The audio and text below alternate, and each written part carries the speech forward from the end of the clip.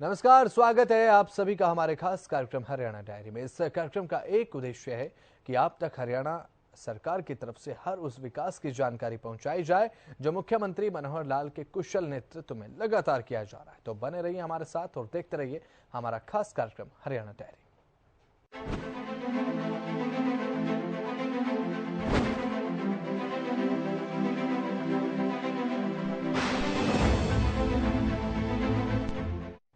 हरियाणा के मुख्यमंत्री मनोहर लाल ने कैथल को बड़ी सौगात दी है। गांव सापनखेड़ी में मेडिकल कॉलेज के लिए मुख्यमंत्री मनोहर लाल ने भूमि पूजन किया और यहां मेडिकल कॉलेज की आधारशिला भी रखी है।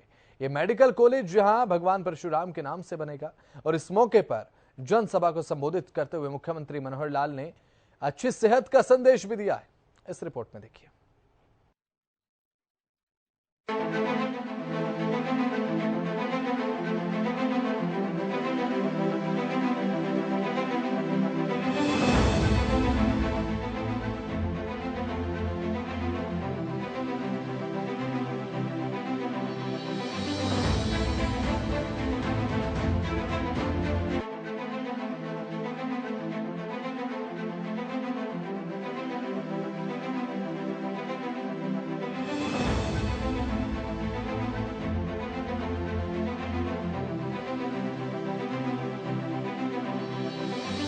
हरियाणा के मुख्यमंत्री मनोहर लाल ने कैथल को बड़ी सौगात दी है। कैथल में भगवान परशुराम के नाम पर बनने वाले मेडिकल कॉलेज का भूमि पूजन किया गया और इस मेडिकल कॉलेज के लिए मुख्यमंत्री मनोहर लाल ने आधारशिला भी रखी। मेडिकल कॉलेज के शिलान्यास के बाद मुख्यमंत्री ने लोगों को संबोधित भी किया। इस दौरान मुख्यमंत्री मनोहर लाल ने कहा कि हमें अपने स्वास्थ्य का ध्यान रखने की जरूरत है। इसके तहत पूरे प्रदेश में हर जिले में सरकार की तरफ से मेडिकल कॉलेज बनाए जाएंगे। कैथल के बाद अब फतेहाबाद और सिरसा में भी जल्द ही मेडिकल कॉलेज का शिलान्यास किया जाएगा। तो वहीं चरखी दादरी और महेंद्रगढ़ में भी मेडिकल कॉलेज बनाने पर विचार किया जा रहा है। मुख्यमंत्री ने कहा कि बीजेपी की सरकार ने बिना भेदभाव के हर क्षेत्र का विकास किया है। प्रदेश में 72 नए कॉलेज खोले गए हैं, इनमें से आधे कॉलेज लड़कियों के हैं।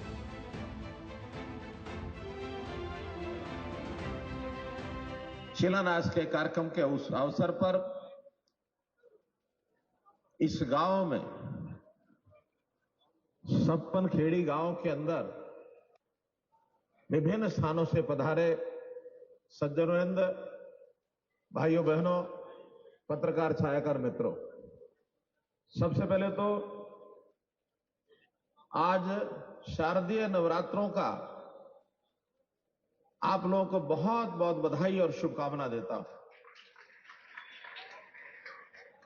नवरात्रों के अवसर पर ही इस प्रकार का शुभ कार्य अपने आप में एक सफलता का प्रतीक, एक जीवन में आगे बढ़ने का एक पग इस प्रकार से माना जाता है।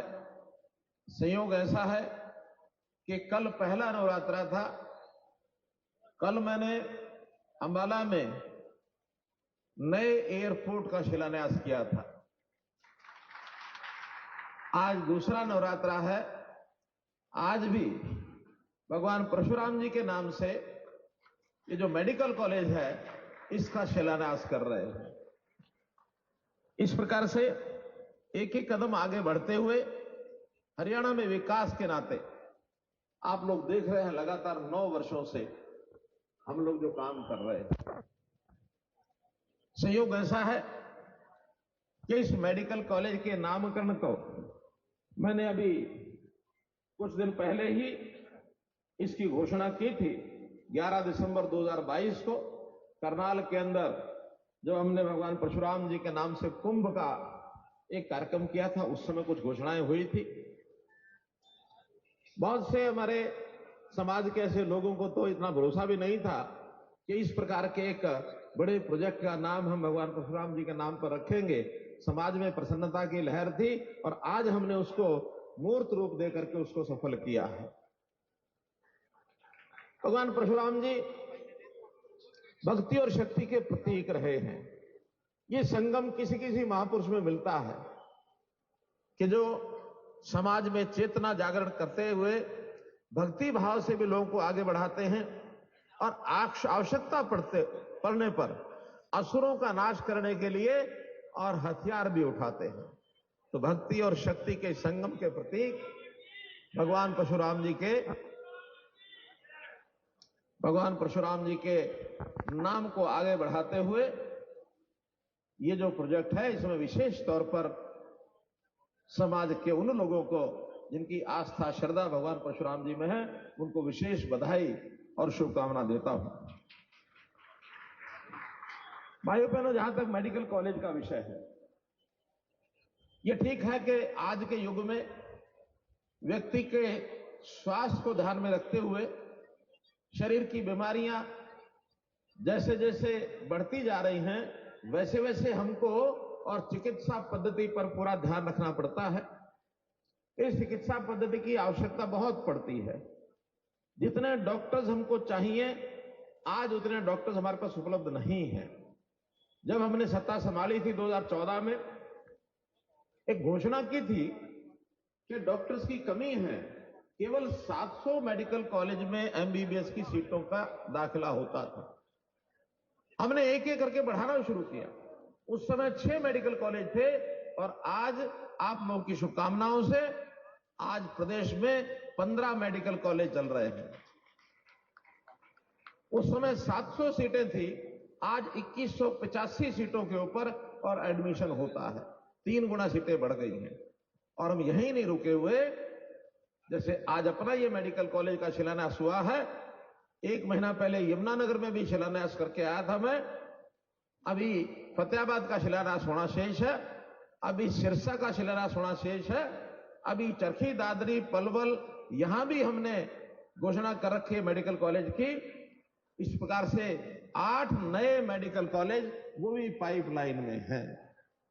तो मित्रों, भाई बहनों, जिस दिन ये सब मेडिकल कॉलेज तैयार हो जाएंगे, तो जहां 700 की संख्या 2014 में थी, आने वाले 3-4 साल के अंदर ये संख्या 3500 होने वाली है, 5 गुना संख्या होने वाली है।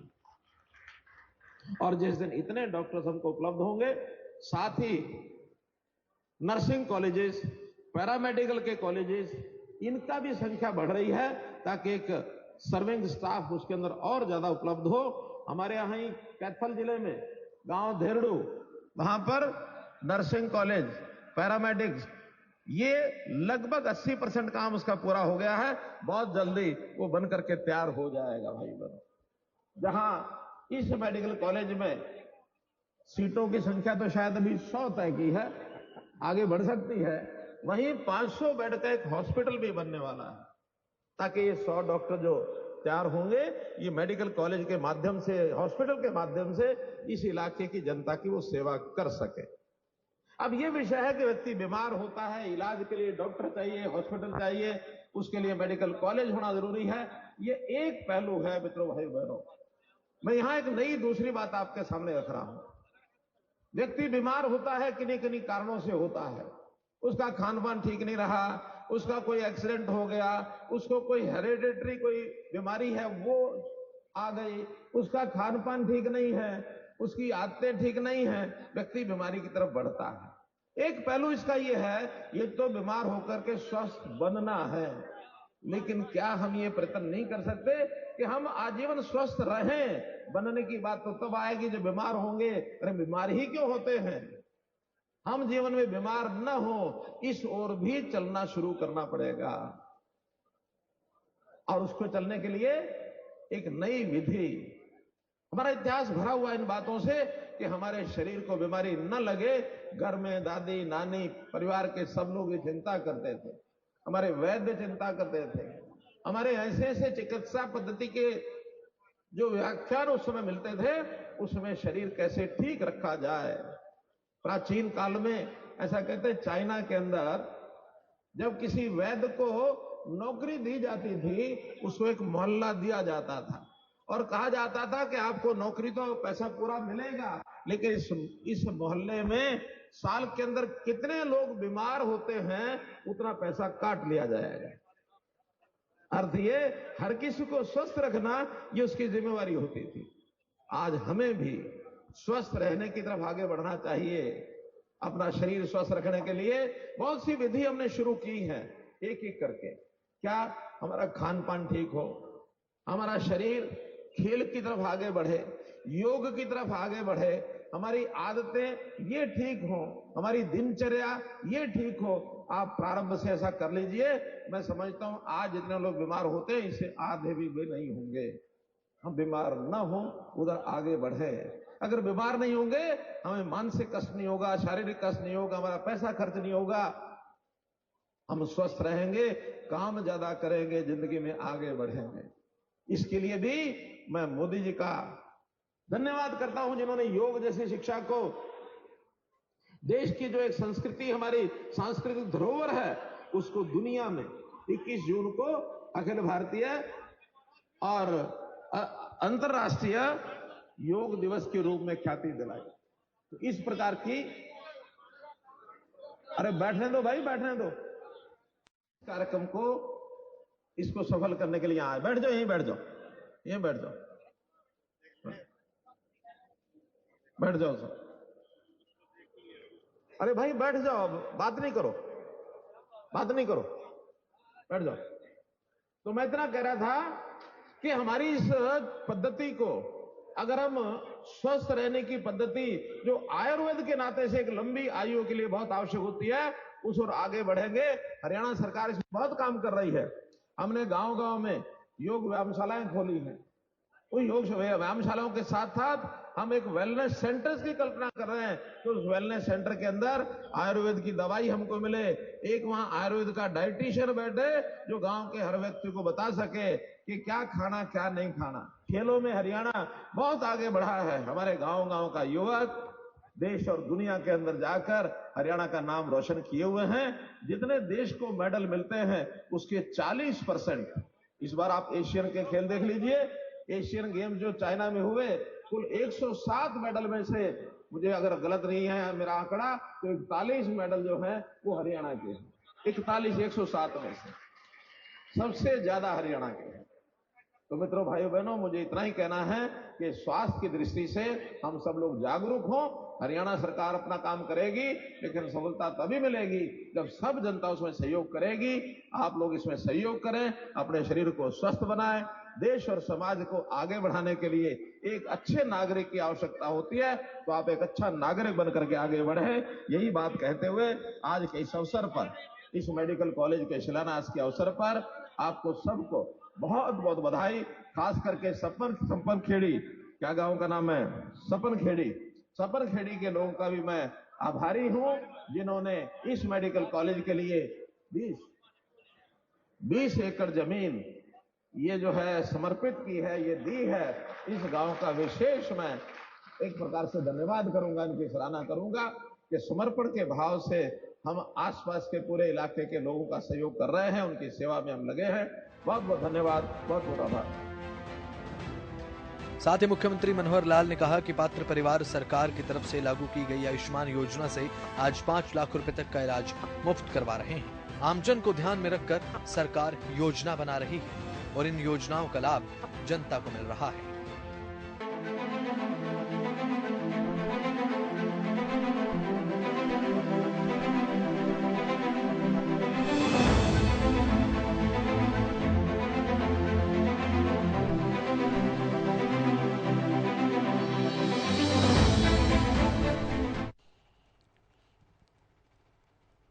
तो वहीं इससे पहले रविवार को अंबाला को भी अब घरेलू हवाई अड्डे की बड़ी सौगात मिली।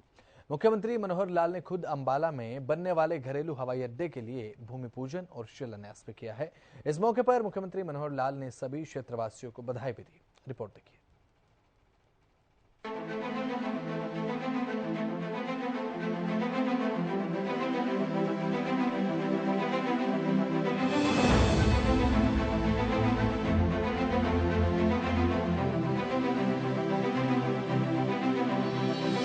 अंबाला में डोमेस्टिक उड़ान के लिए अंबाला एयरपोर्ट का शिलान्यास किया गया। हरियाणा के मुख्यमंत्री मनोहर लाल ने भूमि पूजन में शिरकत की और घरेलू एयरपोर्ट का शिलान्यास किया। इस मौके पर मुख्यमंत्री मनोहर लाल ने सभी को डोमेस्टिक एयरपोर्ट की बधाई दी। मुख्यमंत्री मनोहर लाल ने कहा कि हरियाणा वासियों की सुविधाओं को और समृद्ध करते हुए अंबाला छावनी में घरेलू हवाई अड्डे के निर्माण हेतु भूमि पूजन और शिलान्यास किया गया है। इस घरेलू हवाई अड्डे के निर्माण से प्रदेश की कनेक्टिविटी और बेहतर बनेगी, जिसका लाभ आमजन को मिल सकेगा। साथ ही हरियाणा हवाई सुविधा के माध्यम से भी कई शहरों से जुड़ सकेगा। जिसमें रोजगार व औद्योगिक विकास को भी गति मिलेगी। इस मौके पर मुख्यमंत्री मनोहर लाल ने कहा कि हरियाणा में हवाई सफर के लिए सरकार काम कर रही है। अंबाला से कई प्रदेशों के लिए उड़ानें होंगी।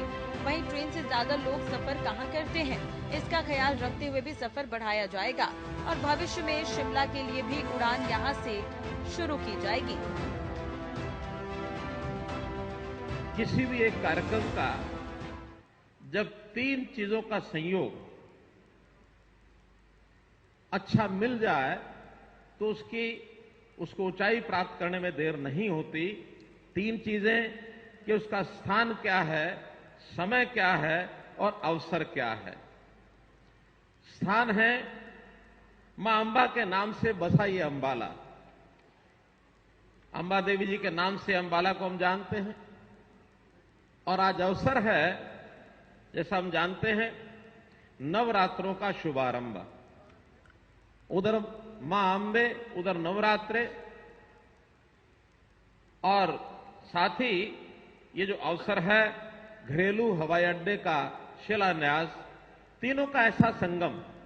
इस अवसर पर मैं नवरात्रों समेत आपके इस अवसर के शुभारंभ पर बहुत बहुत बधाई, बहुत बहुत शुभकामना देता हूं।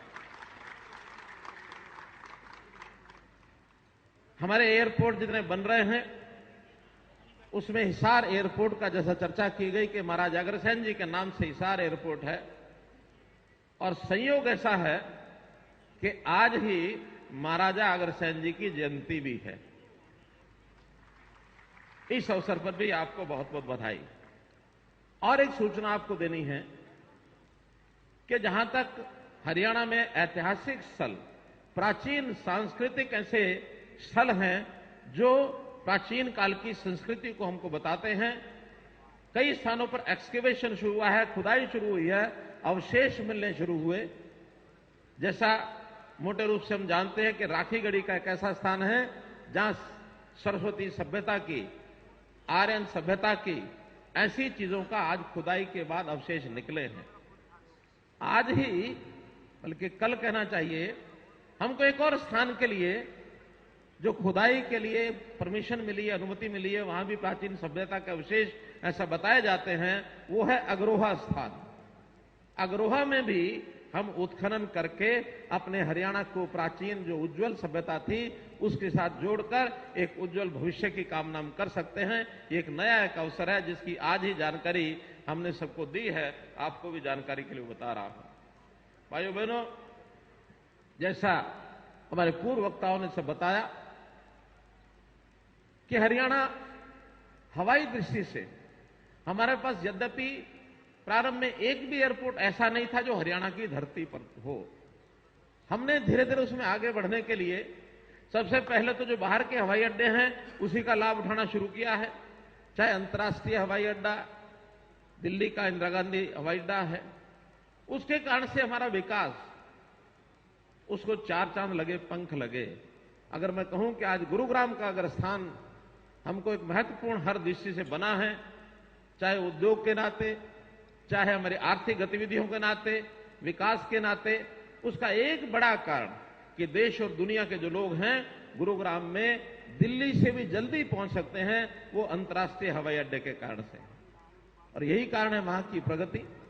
पूरा हरियाणा एक तरफ, अगर हम आर्थिक दृष्टि से, औद्योगिक दृष्टि से देखें तो गुरुग्राम केवल एक तरफ। अब जब ये विचार सामने आया तो आखिर इन हवाई अड्डों का कितना उपयोग है, उसी में से फिर हमें हिसार के हवाई अड्डे का उपयोग हम करेंगे। एक बड़ा हवाई अड्डा बने, उसके लिए 3 साल से काम लगातार चल रहा है और मैं समझता हूं बहुत जल्दी इस वर्ष के अंत तक, नहीं तो और अगले वर्ष के प्रारंभ में उस हवाई अड्डे के ऊपर कोई ना कोई गतिविधि ये हमारी शुरू हो जाएगी, ऐसा मैं विश्वास करके चलता हूं। संयोग से जेवर एयरपोर्ट, उसका भी लाभ हमको मिलेगा। हमारा फरीदाबाद जिला वो अंतर्राष्ट्रीय हवाई अड्डे के बजाय जेवर एयरपोर्ट से ज्यादा नजदीक है। नोएडा और यानी फरीदाबाद के जो विकास की बात है वो जेवर एयरपोर्ट के नाते सुनिश्चित है। अगर उसी कड़ी में हम देखें तो चंडीगढ़ का हवाई अड्डा, जिसके अंदर हमारा अपना शेयर है, लगभग 50% शेयर उस चंडीगढ़ हवाई अड्डे में हरियाणा का है, उसका उपयोग भी हम करते हैं। उसका प्रभाव क्षेत्र ये ठीक है, पंचकुला से लेके अंबाला तक यही क्षेत्र उसका प्रभाव क्षेत्र है जिसका लाभ मिलता है। लेकिन जब हम छोटे हवाई अड्डे जितने भी हैं, जिसके अंदर करनाल है, भिवानी है, जिसके अंदर नारनौल है और पिंजौर है, हम सिरसा हवाई अड्डे का भी लाभ उठाते हैं। लेकिन ये सारे छोटे हवाई अड्डे हैं। जहां तक अंबाला का एयरफोर्स का स्टेशन, ये सिविल एयरपोर्ट अभी तक नहीं था, लेकिन जब ये विचार चला कि यहां हमारा ये जो सिविल एयरपोर्ट बनेगा, इसका लाभ शायद बाकी जितने हवाई अड्डे जो छोटे वाले हवाई अड्डे हैं उनसे ज्यादा, सबसे ज्यादा हो पाएगा। उसी में से जो विचार चला, श्री अनिल विज जी ने जो विषय निकाला, तब ये ध्यान में आया, तब ये ध्यान में आता है कि आखिर हमारी उड़ान स्कीम, ये उड़ान स्कीम कुछ वर्ष पहले शुरू हुई थी, जो सस्ती हवाई यात्रा, जिसको ठीक संज्ञा दी गई है कि हवाई चप्पल पहनने वाला व्यक्ति भी हवाई जहाज की यात्रा कर सके, ऐसी देश के अंदर प्रधानमंत्री जी ने स्कीम चलाई है। इसका पूरा लाभ हम सबसे पहले अंबाला से उठा पाएंगे। अंबाला में संयोग से एयरपोर्ट जो हमारा आर्मी का है, इसकी जो रनवे है वो सारा वही हमको काम आने वाला है। ये हमने टर्मिनल जो बना रहे हैं, इस टर्मिनल जो 20 एकड़ जमीन के ऊपर होगा, लगभग 133 करोड़ की तो जमीन है, 20.5 करोड़ रुपए का खर्च और इसके अतिरिक्त भी आएगा। तो ये टर्मिनल बनने के बाद हमको बहुत ज्यादा समय इसमें नहीं लगेगा, क्योंकि रनवे और बाकी व्यवस्थाएं तो हमारी पहले से बनी हुई हैं।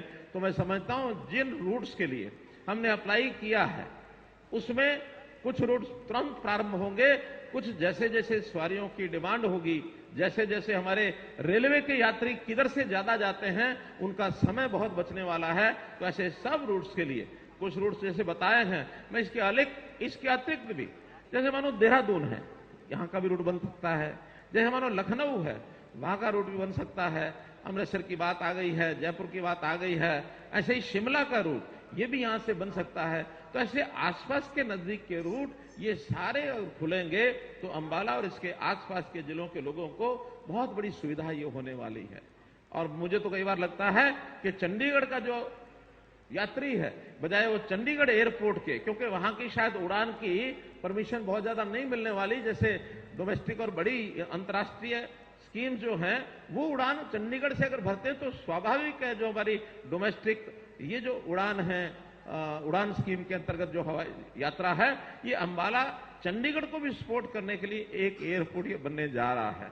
तो मित्रों, मैं यही कहूंगा कि जहां कहीं एयरपोर्ट हो जाता है, उसके साथ साथ निवेश, उसके साथ साथ उद्योग, उसके साथ साथ हर प्रकार की, चाहे वो आर्थिक प्रगति हो, चाहे अन्य इंफ्रास्ट्रक्चर की चीजें हो, स्वाभाविक आगे बढ़ती हैं। आज कोई भी देश और विदेश का अगर कोई उद्योगपति है, उसका समय बचाने के लिए उसको एयरपोर्ट अगर अंबाला की सुविधा मिलती है तो निश्चित रूप से अंबाला आकर के आसपास के क्षेत्र में निवेश भी करेगा, यहाँ के लोगों को रोजगार भी मिलेगी और यहाँ के लोगों का आर्थिक विकास भी होगा। इंफ्रास्ट्रक्चर के बारे में देश के प्रधानमंत्री जी की बहुत बड़ी स्पष्ट कल्पना है। वो कहते हैं चाहे रेल हो, रोड हो, हवाई यात्रा हो, अगर जब तक इसका निर्माण होगा तो विकास के फल बहुत नीचे तक पहुंचेंगे। हम आम आदमी को इन चीजों का लाभ ये पहुंचा सकते हैं। उसमें हमारा रेल का नेटवर्क है, वो भी भरपूर हमको मिल रहा है। जैसे भी करनाल से लेकर और यमुनानगर की रेल लाइन, इसकी आवश्यकता थी। हमने रेल मंत्री जी को कहा, उन्होंने तुरंत स्वीकार किया कि एक रेल लाइन जो हमारे हरियाणा के पश्चिम छोर से लेकर और करनाल से जगाधरी होते हुए बाद में हरिद्वार और उत्तर भारत के अन्य शहरों तक भी पहुंच सकते हैं, वो रेल लाइन मंजूर हुई है। जहां तक नए राष्ट्रीय राजमार्ग हैं, इनकी भी भरपूर मात्रा, जब हमने राष्ट्रीय राजमार्ग के लिए अपने मंत्री नितिन गडकरी जी को जो कहा, उन्होंने तुरंत उसको माना। मुझे लगता है कि शायद 50 से 60 हजार करोड़ रुपए के प्रोजेक्ट जो हैं हरियाणा में उन्होंने मंजूर किए हैं, काफी बन गए हैं और अभी बनने वाले हैं। इसमें हम अगर अंबाला से ही देखें तो ये 152D जो यहां से लेकर के कोटपुतली तक शायद 4 घंटे में कोटपुतली पहुंच सकते हैं, जो कभी 152 के अभाव में और शायद 10 घंटे 8 घंटे में वहां पहुंचते होंगे, आज वो सीधा यहां से पहुंचता है। अंबाला का अगर बाईपास की बात करें, जिस यात्री को चंडीगढ़ से चल करके अंबाला शहर के अंदर से गुजर करके हरियाणा में जाना पड़ता था, आज वो बाईपास से जो हमारा पश्चिमी बाईपास है तुरंत निकल के जाता है। इसी प्रकार से पूर्वी बाईपास ये भी मंजूर हो गया, जो हमारे अंबाला से लेकर के और शाह तक के जाकर के और मिलने वाला है। तो ऐसी सब तरफ की जो नेशनल हाईवेज बने हैं, इससे हमारे इस इलाके के लोगों का हर प्रकार का लाभ और सुविधा इसको होने वाली है। मित्रों, मैं तो यही कहूंगा कि आज के इस अवसर पर जो आज ये उद्घाटन हुआ है, इसका लाभ आम नागरिक को होने वाला है और आम नागरिक अपने प्रदेश का प्रगति जो कर रहा है उसमें हमको संतोष है कि सारे देश के सब प्रांतों में हरियाणा का जो नागरिक है उसकी व्यवसाय के नाते से, उसकी नौकरी के नाते से, उसके मजदूरी के नाते से, उसके उद्योग के नाते से, हर दृष्टि से उसको एक अच्छा रोजगार मिल रहा है। और जहां तक हमारे जीडीपी के हिसाब से अगर हम गिने तो पर कैपिटा इनकम बड़े राज्यों में हरियाणा के नागरिक का नंबर 1 पर है। मित्रों, आज 2,95,000 और पर कैपिटा इनकम ये हरियाणा की है, जो देश में किसी और राज्य की नहीं है। तो मित्रों, मैं तो इस अवसर पर आपको बहुत बहुत बधाई देते हुए पुनः इस घरेलू हवाई अड्डे के अवसर पर आपको और यहाँ के नागरिकों को, जो निश्चित रूप से आपका एक योगदान भी रहा है, इसमें आपकी शुभकामनाएं जो मिली, इस अवसर पर आपको बहुत बहुत बधाई, बहुत बहुत धन्यवाद। आपको बता दें कि डोमेस्टिक एयरपोर्ट 20 एकड़ जमीन पर बनने जा रहा है, जिस पर करीब 50 से 60 करोड़ का खर्च आएगा और 6 महीने में ये बनकर तैयार हो जाएगा। इससे न सिर्फ प्रदेश की कनेक्टिविटी और बेहतर होगी, बल्कि अंबाला शहर और आसपास के क्षेत्र के विकास को नई गति मिलेगी। तो चलिए, फिलहाल हरियाणा डायरी कार्यक्रम में इतना ही। आप देखते रहें हरियाणा न्यूज। नमस्कार।